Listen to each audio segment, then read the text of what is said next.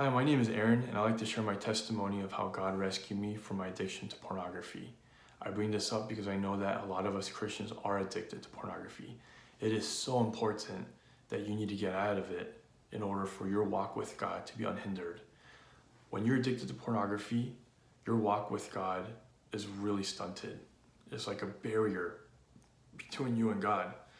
Yes, you are saved as a born-again Christian, but your prayer life is really hurt. When you read the Word and when you try to walk with God, it is severely hindered because of this ongoing sin. And the thing is, you know it's a sin, and so it really, really hurts your relationship with God. That's the number one most important thing, most important reason to get out of it at all costs.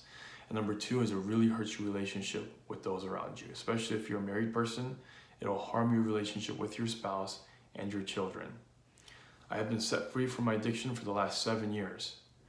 It started in junior high. I started dabbling with it, and it became more prevalent in my life in high school and in college.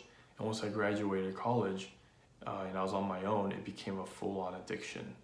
However, I was saved at age 24, and after I was saved, I stopped looking at it for about 8 months to a year. But after that, it just crept back into my life, and I started to just do it again. But this time as a born-again Christian, it really bothered me to the core when I kept on looking at it. And the problem was I was really addicted. And so I would look at it one night and get on my knees and pray to God for forgiveness. I say, God, I'm so sorry. I don't want to look at this. I don't know why I do. I don't want to do it, but forgive me, Lord. Help me not to do this. And the very next day I do it again and again. And it became like a ritual.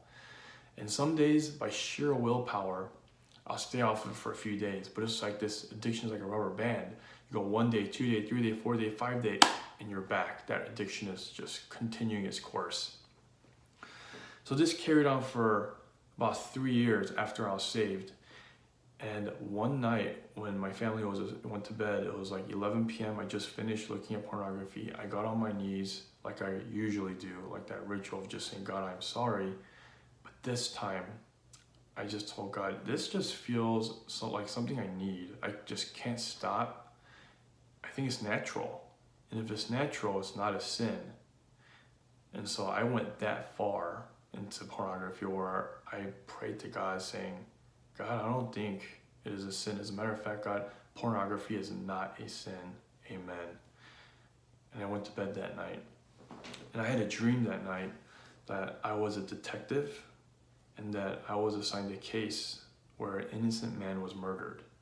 Now, that's Jesus. I didn't know it, at the time. So I was trying to investigate, but I got a call. And this man called me and said, are you the man investigating the murder of an innocent man? I said, yes, that's me. And he says, my son has a message for you. So he gives the phone over to his son and he starts telling me a bunch of numbers. I don't remember. It seemed random to me, like 578-418. And I responded by saying, what does that mean? And he responded, Dennis backwards. Hangs up the phone and I wake up from my dream. It's like 3 a.m. And I said, Dennis backwards? First I was like, what kind of a dream was that? And I just tried to figure out what Dennis backwards meant. And so it was 3 in the morning and it took me like a good minute to figure it out. And it spelled sinned. I never knew that. Never realized Dennis backwards spells sinned. And to think that God is so obvious it's from him. He gives me this riddle, Dennis backwards, and then wakes me up right after he gives me that riddle for me to solve while I'm awake. So I was just so freaked out. I wasn't thinking that straight, I don't think, because I thought God was going to execute me at that time. Like out of my rebelliousness, I went so far and said pornography is not a sin. And then he delivered a message directly to me saying I sinned. So I started just weeping out of pure fear, getting ready for God to strike me.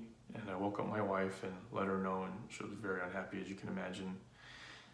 But at that moment, through that dream, God stamped the fear of God into my heart.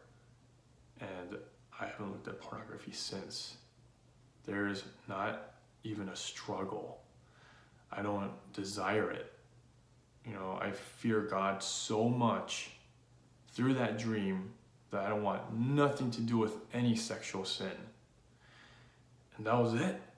I didn't do any accountability partners. There was no strategies, nothing. The addiction was just stopped in its track. And I gotta tell you the before and after. After I stopped looking at pornography, my relationship with God blossomed. That's the best way to put it. My connection with him just was made clear. That dark cloud or blanket was lifted off, and I could pray. I could read his word and walk with him without any hindrance anymore. It was so much better. And through that, I was able to understand his word better. He brought me into a deeper understanding of him. I'm still learning a lot, and there's still certain sins, that I'll struggle with here and there, but pornography was a deep costing one, and it needed to go, and God showed me that. And it wasn't from my willpower or anything. He just saw that I went so far, and he needed to intervene. And it's like a sheep walking this way, and he just picked me up and said, no, that way. And I kept on walking, and he had me walk towards the light instead of the darkness. So my advice to you is, if you're addicted to pornography right now, is to first really know the cost of it, that it needs to go. There can't be any compromise. Don't be like me, where you go so far and you even call it not a sin, so you could just freely do it without your conscience just accusing you all the time. You don't need to go that far. Take it from me through this testimony that it is so harmful that God came down into my dream and had to tell me that it was a sin. And if you need a way to break out, my advice to you is to ask God to give you the fear of the Lord. The fear of God can save us from so many things. Like there's good fear. And as Ray Comfort says, it's like putting on a seatbelt. It's a good kind of fear to save you. And so I'm going to encourage you to pray, change your prayers to asking God to give you the fear of God to stop you from looking at pornography. Let him do it. And I believe he will give it to you in some way, maybe not exactly like mine, but in some way he's going to help you to stop. And in my case, he just did it, whether I asked or not. And one awesome promise for all of us is Philippians 1:6, that he will finish the good works that he has started in us. Like for me, he saved me, and he saw that I was going through such a wrong direction persistently. He said, no, nothing's going to stop me from finishing the good work that I started in you. And he rescued me in that kind of supernatural way. So I've been set free completely. And I encourage you to seek with all your heart to break out of this thing. Because if this continues in your life, it will stunt your walk with God. And you can't afford that in this short life. So if you have any questions, please leave it in the comment section. If you need prayers, leave it in there as well. God bless you. Bye.